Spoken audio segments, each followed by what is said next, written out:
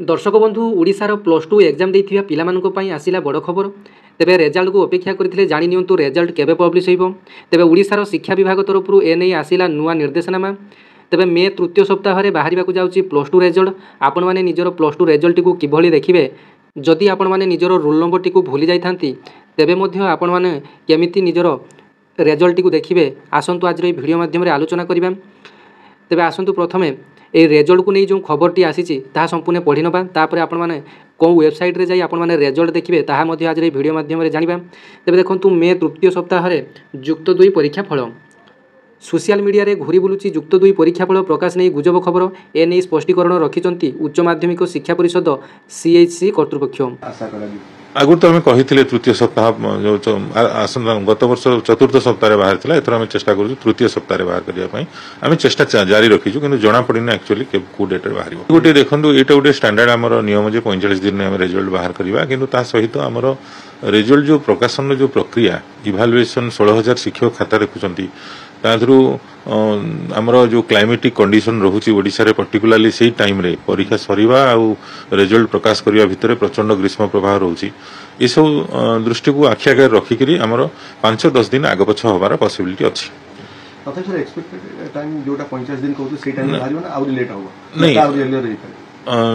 Exactly जना पड़नी कारण प्रोसेसिंग जेपर्यंत न सरी आम कहीपरि ठीक भाव कहीपरि के रिजल्ट बाहर तथापि खूब शीघ्र बाहर करने चेष्टा करूँ। आगुरी तो आम कही तृतीय सप्ताह जो गत वर्ष चतुर्थ सप्ताह बाहर था, एथर आम चेष्टा करूँ तृतीय सप्ताह बाहर करने आम चेष्टा जारी रखीचु कि जना पड़ना एक्चुअली कौ। तेबे पूर्वरु मे 6 तारिख दिन 12टा सुधा रेजल्ट बाहर बोली केतेक गुजब सोशल मीडिया रे घुरी बुलुथला। तेबे ए नहीं स्पष्टीकरण देइछि ओडिशार उच्च माध्यमिक शिक्षा विभाग सीएचसी। तेबे सीएचसी पक्षरु घोषणा करा जाइछि जे चलित मास तृतीय सप्ताह रे परीक्षा फल प्रकाश पाइबो। ए नहीं छात्र छात्री मानकु आगुआ सूचना दिया जिवो। तेबे आसंता काली मे 6 तारिख सकाळ 10टा रे सीएचसी पक्षरु परिचालित युक्त 2 परीक्षा फल प्रकाश पाइबो बोली एक खबर सीएचसी जाल लेटर प्याड रे घुरी बुलुची। एथिरे कोनोसी दस्तखत नाही, जाहाकु नै पिलांक मध्यरे द्वंद्व सृष्टि होईची। केवल जे सीएचसी परीक्षा फल को नै एमिति गुजब खबर देउची ताहा नुहे सीबीएसई परीक्षा फल को नै मध्ये एपरि गुजब भाइराल हेबारे लागिची। तेबे देखंतु गणमाध्यम देखंतु आजिकाली सोशल मीडिया जुगरे बहुत फेक खबर प्रचार प्रसार रे लागिची। तेबे आपण माने सब बेले ऑफिशियल न्यूज सहित जुड़ी हुई रहंतु एवं एही चैनल सहित मध्ये जुड़ी रहंतु, कारण जहाँ किछि भी अपडेट आसे आपण मानकु मु न्यूज पेपर देखै एवं पेपर रो आर्टिकल टिको देखै आपण मानकु सब किछि जेन्युइन तथ्य देबाकू चेष्टा करे। तेबे देखंतु अन्य पटे युक्त 2 परीक्षा फल को नै सीएचसी परीक्षा नियंत्रक डॉक्टर प्रशांत कुमार पोरडा कहिसंती मे तृतीय सप्ताह रे परीक्षा फल प्रकाश पाइबो। तेबे परीक्षार्थी माने गुजब को विश्वास करंतु नहीं। सूचना योग्य जे मार्च 27 रे युक्त 2 परीक्षा शेष होईची। एप्रिल 2 रु खाता देखा आरंभ होई मे 1 तारिख मध्य शेष होईची। तेबे आपण मानकर खाता देखा संपूर्ण मे 1 सुधा सरी जाईची। तेबे वर्तमान रिजल्ट पब्लिश होबा को अपेक्षा। तेबे एई मास तृतीय सप्ताह रे आपण मानकर रिजल्ट टी आसी जिवो।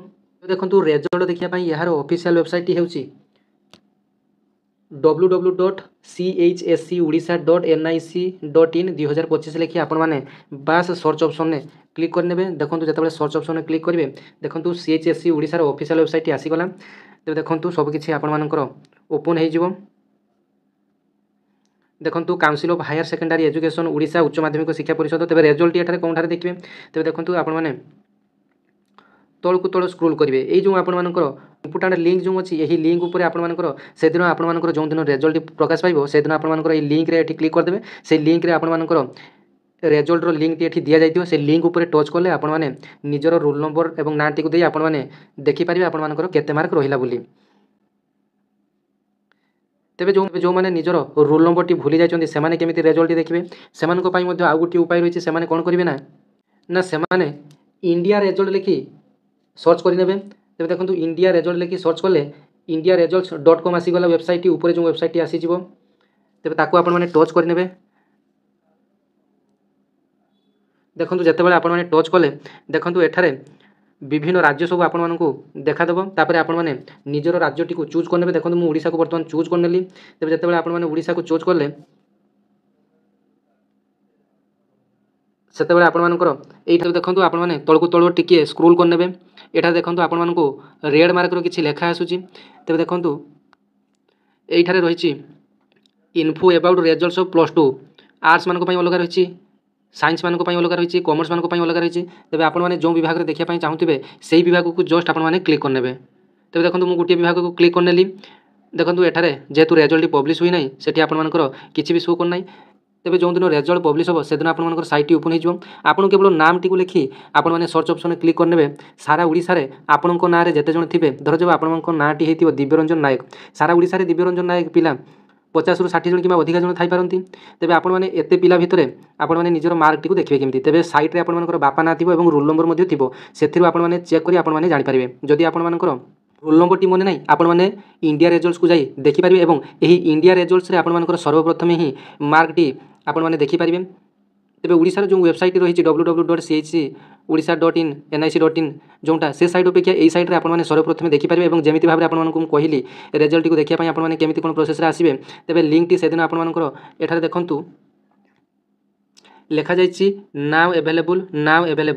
ଦେଖନ୍ତୁ ସେତେବେଳେ ମଧ୍ୟ ଆପଣମାନଙ୍କର ଏଠାରେ ନାଓ ଏଭେଲେବୁଲ୍ର ଚିହ୍ନ ଆସିବ। ତେବେ ସେତେବେଳେ ଆପଣମାନେ ସେଠାରେ କ୍ଲିକ୍ କରିଦେଲେ ଆପଣମାନଙ୍କର ଅପସନ୍ଟି ଖୋଲିଯିବ।